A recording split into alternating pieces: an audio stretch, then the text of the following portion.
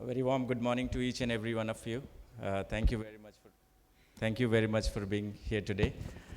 I must congratulate EV Reporter, especially Priyakshi, for coming out with this seminar conference with who is who of the electric mobility industry. As part of the industry conference, we have prepared a knowledge report. I think report is available. You can all access either online or in physical form. Some of the part of the presentation, I'm going to bring you and talk some insights in 30 minutes of the initial talk. And then in the end, we will open it up for questions for about 10 minutes so we can have 3-4 questions.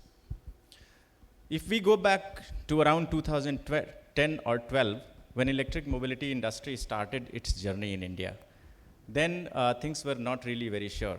And people who were involved mostly into the research and development or research and consulting side were really also not very optimistic about the growth of the electric mobility industry, given this several constraints which were there.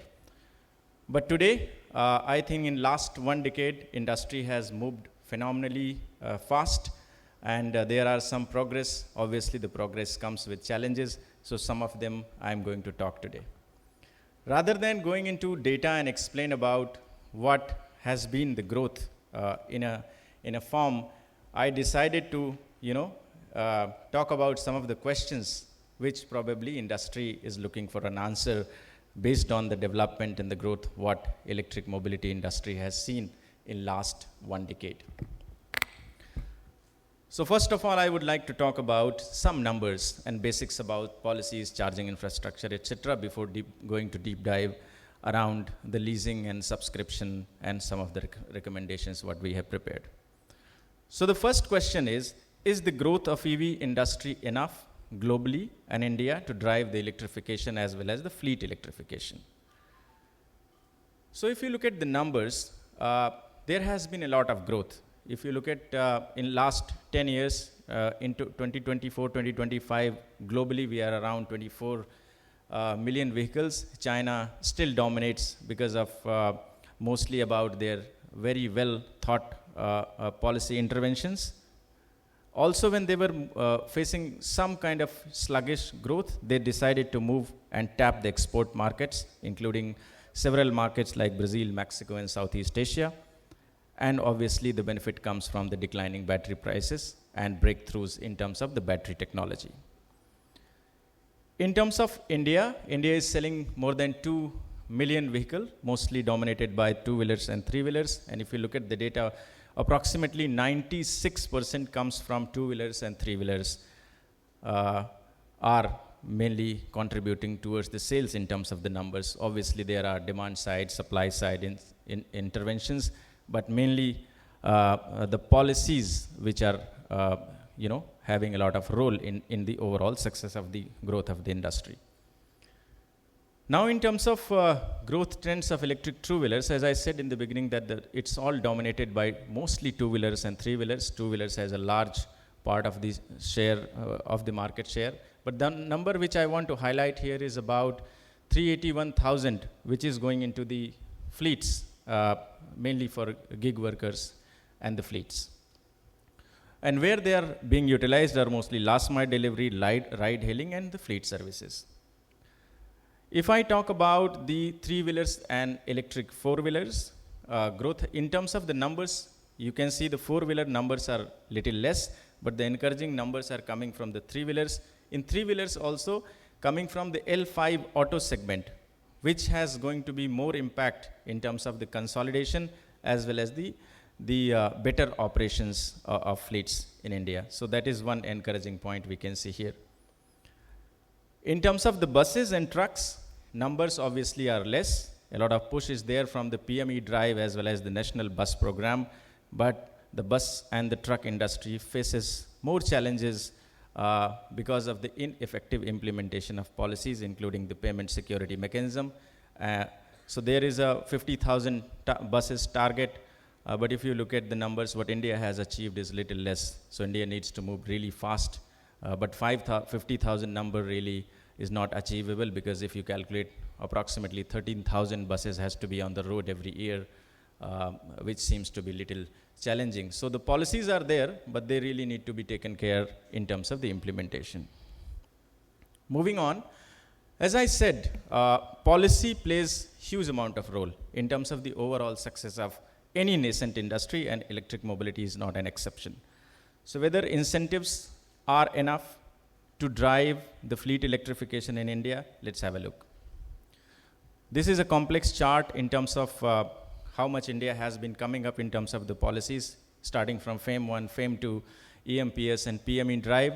But more interesting part is 2-3 observations here I would like to mention.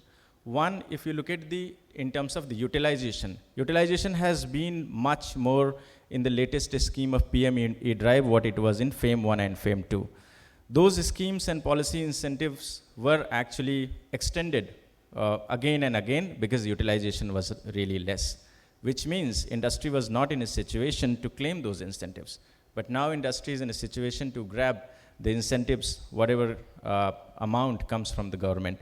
So this incentive scheme is really not going to extend unlike other policy schemes in previous decade. Second observation is now it's robust in terms of the clarity. Clarity is there. So India is moving from personal transport to public transportation or the commercial transportation. So all policies in future are also likely to tap the opportunity about the commercial and passenger electrification, which are revolving around the public transportation or the commercial transportation.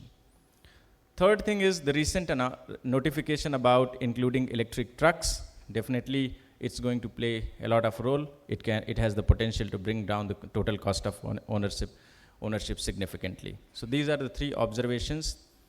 One thought I want to mention here, global community or the global investors always would like to say that India doesn't have a very long-term policies. Obviously the long-term policy with a very clear targets is missing in India, but if you track and look at the thought process since very beginning has been very, very clear that in which direction India is going to move. Obviously, the direction is to solve manufacturing import dependence, energy security, and the carbon emissions. And the policies are very much in line with those directions. The magnitude can be different. There is absolute clarity what India wants to achieve, given the legacy constraints. Then there are supportive policies, right? In order to avoid India becoming Assemble India to really becoming and achieving Make in India, government has been coming up with the PLI policies for batteries, then technology components which are related to automotive OEMs as well as automotive components, as well as a new policy wherein we are trying to bring companies like Tesla into India. We can have a lot of debate about success, whether cell manufacturing has become the reality or not, whether domestic cells are coming in India in a commercial scale or not. But I think it's a matter of time in any technology interventions wherein you need technology which is developed after efforts of decades and decades of R&D cannot be brought by showing the muscle power or the money power. So it's going to take some time, but I think the direction is very, very clear.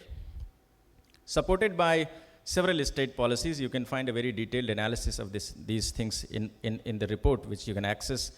But few things are very, very clear and very different. All these states definitely are focusing on purchase incentives, demand and supply side incentives, bringing the infrastructure, efficient infrastructure.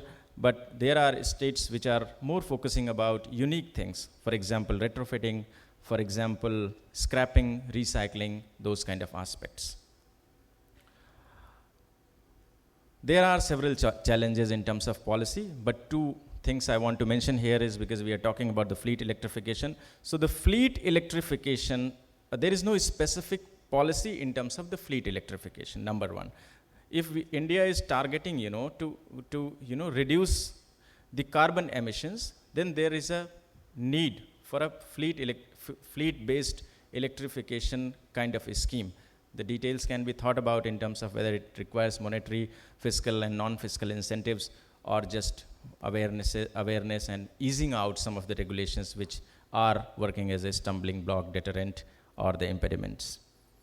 Then the long-term view, which I was talking, that India has absolute clarity, but in terms of either the timeline or in terms of the percentage number, how much India is going to convert. Until or unless that kind of commitment is not there, global community for investing will always be hesitant about it, because making a business plan for a long-term objective becomes really difficult until or unless you don't have a number in mind. So India probably, rather than just being in terms of suggestive in terms of numbers, has to be there, come up with some kind of numbers which can be taken as reference.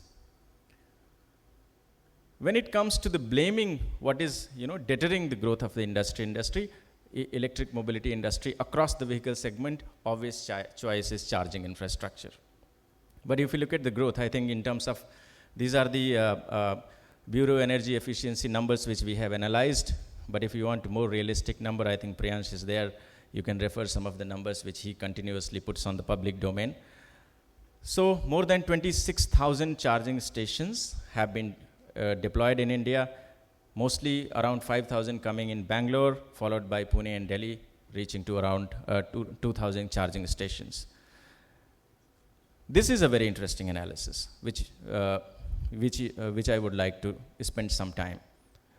If you look at the 26,000 charging stations in India, the data basically, the charts, the numbers which are mentioned on each bar graph represents that the X number of guns, X number of stations have at least one gun of that kind of a charging station. So for example, if you look at the number of CCS2, which we have analyzed for December 2023, March 24, and June 2025, so you can see the increasing numbers, and in terms of CCS2, there are more than 3,852 guns, stations which have at least one CCS2 gun, which also indicates, rather than policy making it mandatory, industry itself has kind of come up with its own standard and adopted CCS2 as a standard. Now we need to think about two-wheelers and three-wheelers, obviously either LEV DC or LEV DC 1701 or 170226 or 167 is going to be one of the standards. The debate is ongoing. And if you look at the future notifications, these are also going to be notified as one of the options to deploy the charging stations in India, together with the CCS2 becoming standard. In terms of the utilization ratio, right? So together with the government, the private operators, the private charging point operators are putting up the charging stations. But the problem which they are facing obviously is utilization. Why this utilization is not coming? Because even in the passenger vehicle industry, the first layer of the customers are affluent in nature, because they can spend a lot of money on electric vehicle. Electric vehicles are very costly, and they have avenues to go for the home charging. I'm talking about the passenger cars. But the moment you have next layer of customers, which doesn't have the parking inside their house or inside their the community wherever they are staying, then the growth of the charging infrastructure in terms of utilization is going to be much faster. So I think we should wait a little for coming up the second layer of the consumer set, which can drive the utilization of charging infrastructure. Second point is, your commercial fleets are mostly depot charging, right? Approximately 80 to 90% is happening, and then it's like mostly emergency charging. But the moment it goes beyond intracity, there is a need for putting up more and more charging stations, mainly focusing on commercial vehicles. And also we need to debate and decide whether we can have one place wherein you can put up chargers for two-wheelers, three-wheelers, passenger cars, commercial vehicles, buses, everything, or the consumers which are there in the buses and passenger cars may or may not want to charge the vehicle where the commercial vehicles are being charged. So probably there might be a need for putting up a separate space wherein you can charge your commercial vehicles. Moving on, the next question which I tried to answer is, which is the best option for electric fleets? Ownership, leasing, or subscription? Here we have done some kind of analysis. So when the other powertrains, mainly diesel, was booming in India, the policies were predictable. Diesel technology was going through a very streamlined evolution, so everything was predictable, policies were predictable, safety norms, emission norms were predictable, so the business planning was very, very easy. But then came the electric mobility as a disruptor, and then which in turn produces different business models and debate about whether it should be owned or leased or subscribed. With a business case, we have tried evaluating and come out with some of the conclusions. So we have taken here three cases. One is to compare the ownership, leasing, and the subscription.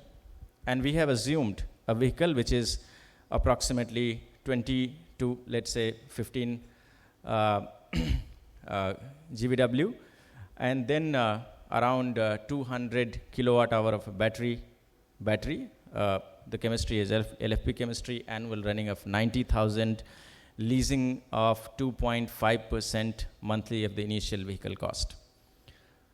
There are three cases, one for 3 years, second for 5 years, and third is for 10 years. And the evaluation has been done to see which business model makes sense in which case. So let's take a look on the data for the ownership period of 3 years. This is, I'm talking the basic case.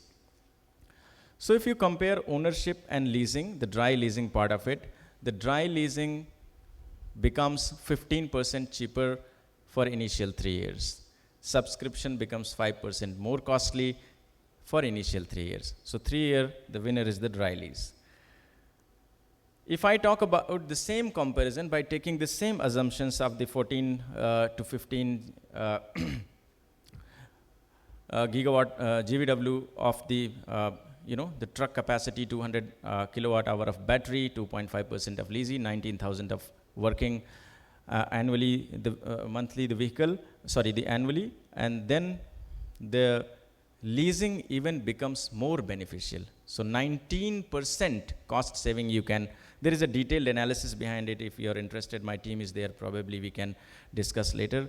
But in terms of results, I'm talking about leasing, the dry leasing part of it becomes 19% more cost effective than the ownership for initial 5 years.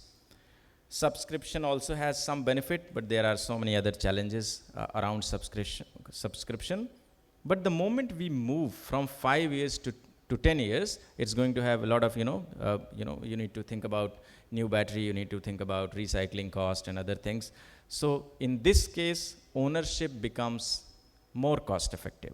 The total cost of ownership for owning the vehicle becomes more beneficial. So it's about, the business planning. If the fleet operator can go for a longer period of time and run the vehicle for 10 years, obviously ownership is a good choice. But for 3 years and 5 years, the leasing becomes a beneficial choice.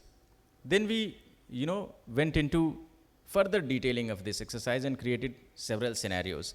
One is the pro-financer, baseline I already talked, and then you have the fleet owner. The changes what we are doing here is in terms of the interest rate fluctuations on which you get the loans.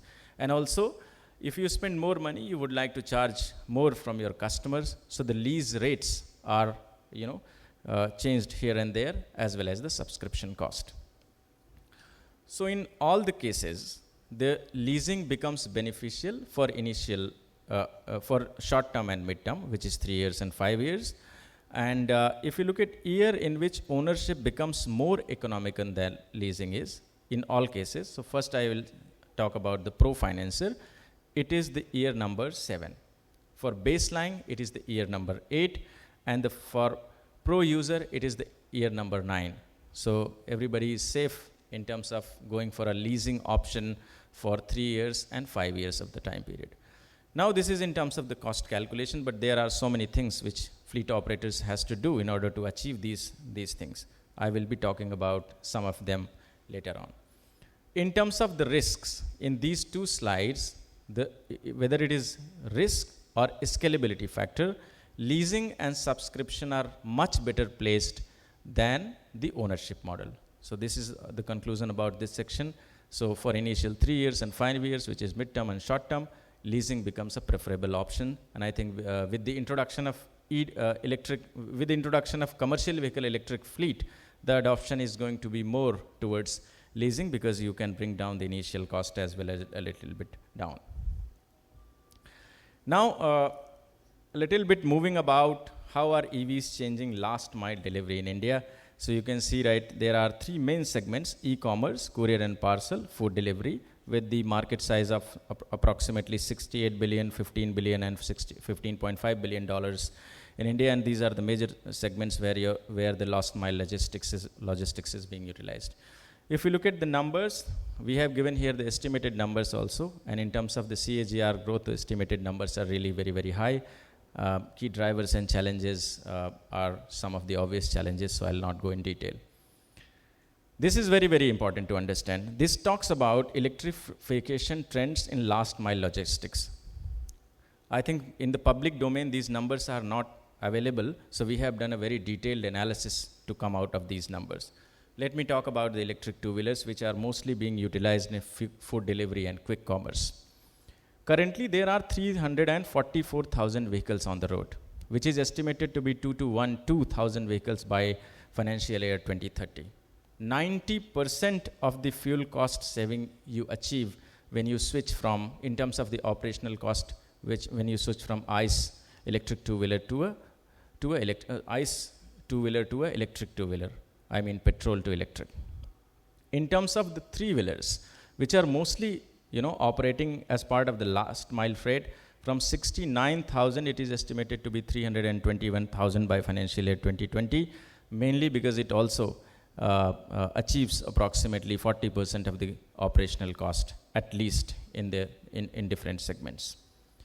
Then comes the electric four-wheeler, So if you are electrifying your fleet, especially e-commerce companies, there is a higher limit what you can achieve, right? It's around 30%.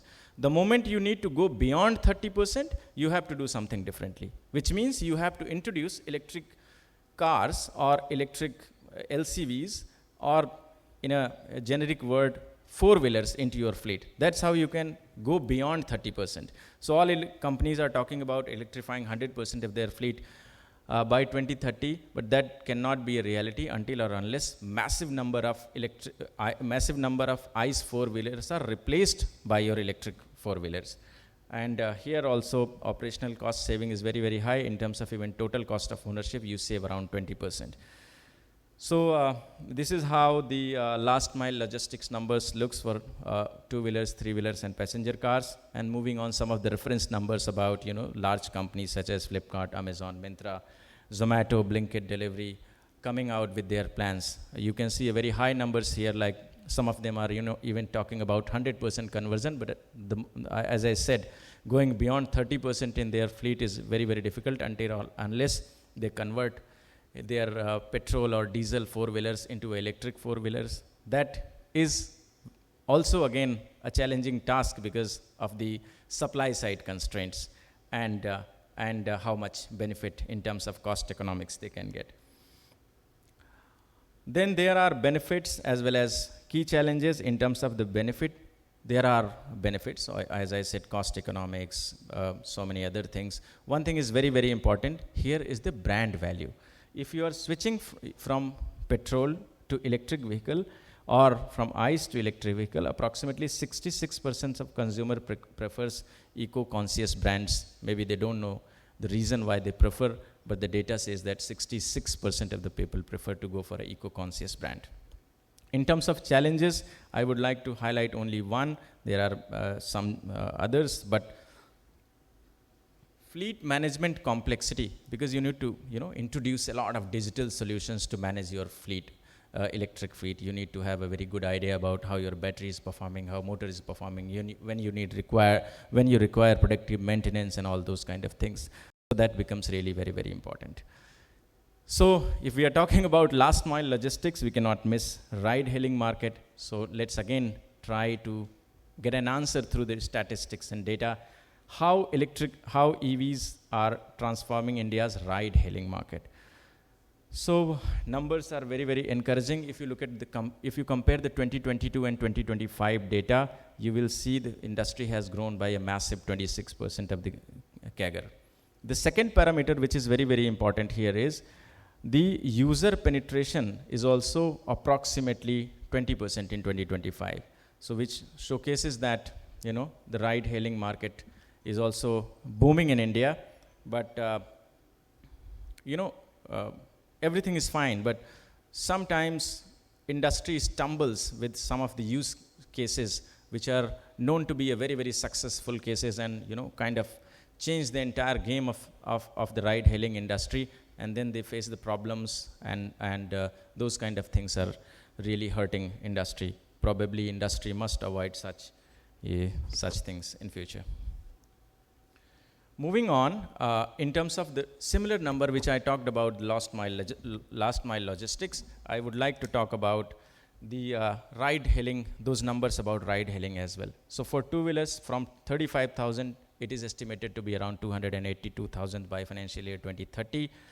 Mainly, it is going to be the largest EV segment driven by affordability and daily commute. Then in terms of electric three-wheelers, it is estimated to be 61,000 by financial year 2020-30, and for four-wheelers from 28,000 to 248,000. So these numbers are estimated numbers which we have done after doing a lot of analysis, and I think the insights and trends are mostly about where and how they are going to benefit in which segment. As I said, any industry which begins from the base and tries to create its own path obviously has so many challenges. So many challenges have been solved, but if you look at the challenges related to ride hailing and you try to map them on the occurrence as well as the impact.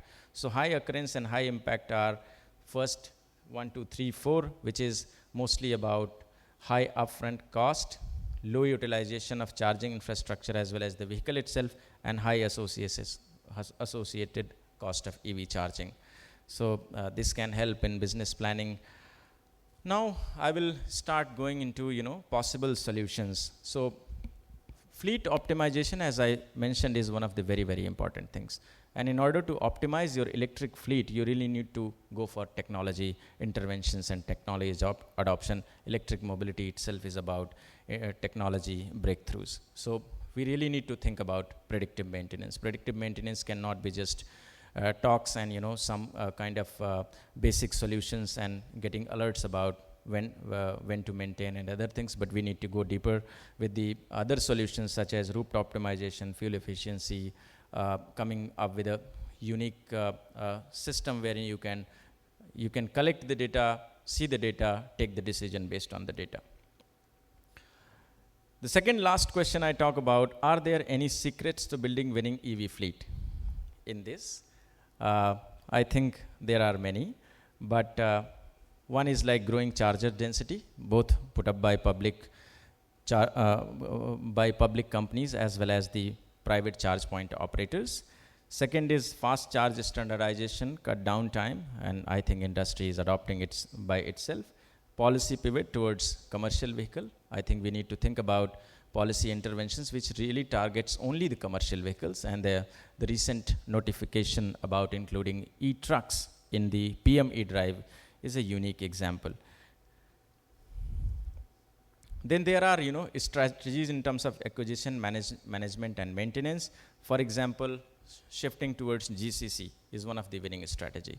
But how much we have achieved in last few years needs to be really speed up. There are several others which can be read as a reference in terms of fleet acquisition, fleet management and fleet maintenance, how to effectively manage these things.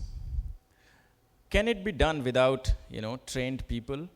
I think this question has been since beginning when we started talking about electric mobility industry in India, but there are some progress nowadays. Either ITIs or the top educational institutions are coming up with the newer and new courses, but it takes at least few years to produce the talent pool. But there are some encouraging things in terms of nationally recognized EV jobs, ASTC coming up with their education plans. It's not together with the larger and top institutions coming up with EV labs as well as their own courses around it. Then lastly, I would just like to, within 5 minutes, I would like to talk about the future roadmap and a strategic way forward. I talked about how industry is performing. I talked about the needed policy interventions. I talked about issues around growth and issues around the charging infrastructure business. Then we went into detailing of ride hailing and last mile logistics. Based on the analysis and the consumer voices which we have heard during the course of the study, these are some of the recommendations, and this time we have not only focused about recommending the countermeasure for the policymakers, but the industry itself. So number one is building a multi-layer energy ecosystem, combining all kind of fast charging, battery swapping, and modular micro hubs located at one place. As I said, whether that's implementable pan-India or in some pockets needs to be taken care, but this idea can be thought about. Second is OEMs should provide battery safety and performance guarantee. It is about the fleet electrification. If the fleet owner doesn't have a very good idea about how the battery is going to perform, what is going to be the residual value of the battery when battery life is not there, when there are issues around battery, I think that needs to be taken care in terms of the safety as well as the performance guarantee. Third is about adopting flexible financing model. So because the interest rates are very high, so several other options can be thought about: lease to own, pay per kilometer, subscription. And I think in my analysis I talked about how the leasing is winning for 3 years and the 5 years of the time. Then the make uptime percentage, the North Star KPI, which means if it is about the fleet electrification, it is about uptime of the vehicle, how much you are running the vehicle. So all kind of resources, investments, and strategic planning should be targeted to increase the uptime. So that can be a North Star KPI. Then the fifth recommendation is the fleet operators to invest in integrated telematics and AI control tower. So your telematics can collect the data, it can provide you the data, and then the control tower can do all kind of data analysis as well, and then take the decisions. Then moving on, use data-driven heat maps to plan charger expansion. I think the number of chargers what India is putting in terms of by the private operators as well as the government initiatives, the numbers I think is not a problem, but especially the government-led tenders where they are putting charging stations is really very, very challenging thing, and sometimes they are not at all utilized. It is not that the private charge point operators are perfectly able to decide where to put the charging station, and which is going to have more utilization, safer operations, as well as some amenities. That needs to be taken care, and every 3 to 6 months there needs to be a review done to make it more and more effective based on the past learnings.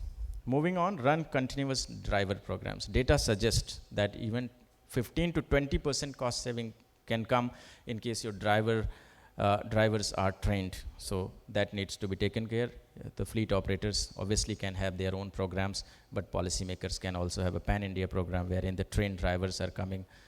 Not only the cost saving is also benefits the safety part of it. So accidents can also go down by 30% if the fleet operators have much more trained drivers, is the data what the data suggests.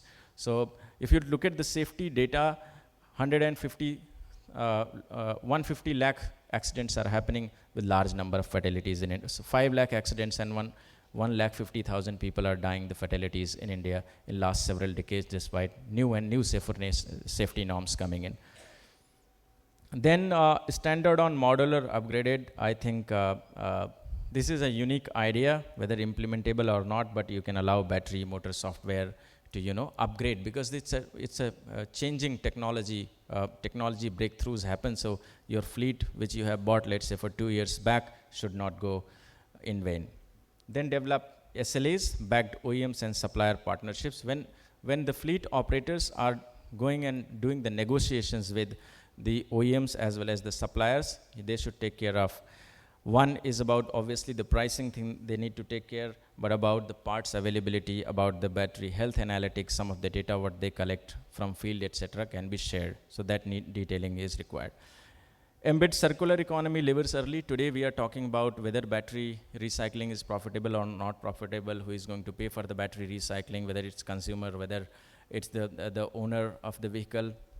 or the government. But I think since beginning it should be embedded so that it can be taken into cost economics, and you can think about by when you are going to be profitable by considering all these things. When we do the TCO analysis, those things can also be considered. Then create mini hubs, less than 10-kilometer radius for quick charging, rest, light service to minimize dead kilometers. Many of the times vehicles are far away and moving back to the main center or to the hub where the charging happens, and so many kilometers are wasted, so that kind of things needs to be avoided to make it more efficient. Shifting from asset ownership to energy route orchestration is strengthening supply chain resilience. I think we have talked a lot in so many platforms on this. Then utilize policy carbon credit opportunities. Carbon credit opportunities are huge, but how the small fleet and the mid-sized fleet operators can take the leverage. So there are currently, there is no Indian registry which can register and give the benefit. But obviously there are global registries, Vera, etc. I think we also have a detailed analysis how you can register and get the benefit out of it, but that also needs to be taken care. Institutionalized cross-functional governance. So it's not only about the operations, but finance, operations, IT, ESG, everything has to come together and make an effective plan so that the fleet electrification itself becomes not for 5 years, maybe 3 years, it can be the beneficial opportunity for the fleet electrification. So there is a lot of things which fleet electrification companies itself has to be taken care and fueled by government policies. It's a roadmap for scaling fleet electrification in India. And my closing slide. So we have taken the government targets as reference to come up with the numbers, and some of things are really has been done, and some of the things really needs to be taken care. So we can divide this into 3 phases. One is the kickstart, then is scale up, and then the maturity. And if you look at vehicle infrastructure, skill, jobs, and policy milestones, these 4 pointers are very, very important. So if you look at the kickstart, so kickstart can be moving, mainly focusing on your fleet electrification, subsidize your light commercial vehicles, buses under P drive, come up with the 100 hydrogen FCEV trucks on long corridors. These are the numbers which are already announced in the public domain, but the movement is really very, very less. So there has to be an effective analysis by the policymakers how to move it faster. In terms of infrastructure, 72,000 charging stations, announcements needs to be taken care. Skill and jobs, more and more trained resources can be included in this kickstart part so that it helps the building of infrastructure and the vehicles. Policy milestones, I think PME drive is very, very well placed, but there is no clue about the future policy, so that also needs to be taken care. In terms of the scale-up phase, you can mandate 50% of e-bus procurement from STUs. OEMs launch 350 range of commercial vehicles. Then achieve, I think the ratio, if you calculate on the basis of some vehicle segments, let's say cars have enough chargers, in my opinion. But for entire industry, this ratio needs to be achieved. Integrate EV modules in your ITIs, all of them, so that at least you have the resources which are working on the ground level, very well aware, eventually reducing the cost and benefit approximately 20-30%. Then implement uniform green plate, toll rebates, dynamic time of the day derivatives, etc. And in the maturity phase, which probably can come around 2035, you phase out new diesel 4-wheelers for urban freight, 80% zero emission bus fleet, full V2G integration, 30% deploy energy self-generated via rooftop solar, because anyway rooftop has a very high target in India. Create 0.5 million green mobility jobs, introduce carbon credit trading, fleet CO2 cuts, sunset of purchase subsidies. So in this fashion, I think industry can think of moving, supported by the policymakers, so that they are able to enable the growth of the entire industry. So that's all I wanted to talk today. Thank you very much. I think report is available. You can go through in detail. And my team is also available here in case you need more deeper discussions. You can reach out to them.